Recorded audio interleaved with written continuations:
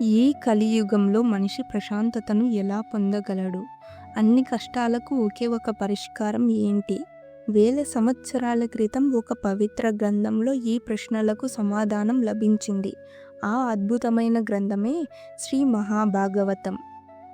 నమస్కారం. ఈరోజు మనం శ్రీ మహాభాగవత పురాణం గురించి తెలుసుకోబోతున్నాం. ఇది కేవలం ఒక కథ కాదు.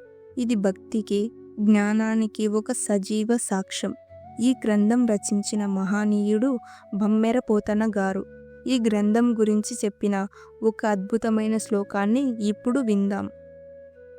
నిగమ కల్పతరుర్ గలితం ఫలం శుకముఖాద్ అమృత ద్రవ సంయుతం.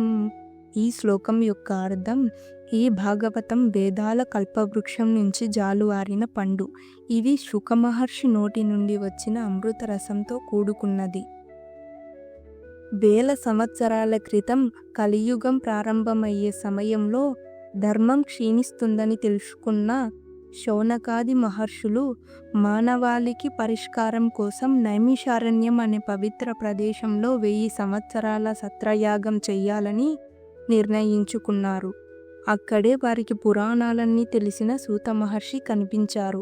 ఈ మహర్షులు ఆయనను ఒకే ఒక ప్రశ్న అడిగారు.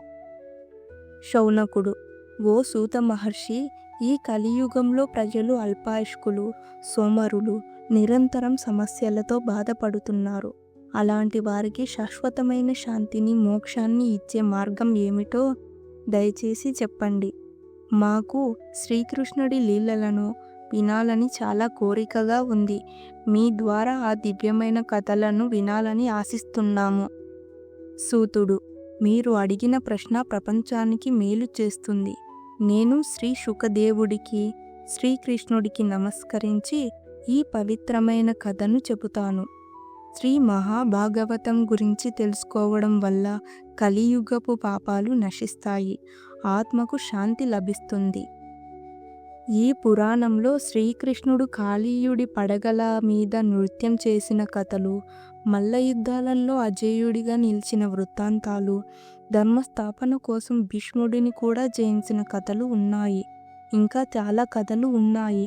ఈ కథలు కేవలం వినోదం కోసం మాత్రమే కాదు, అవి మన జీవితాలకు దారి చూపే దివ్యమైన సందేశాలు.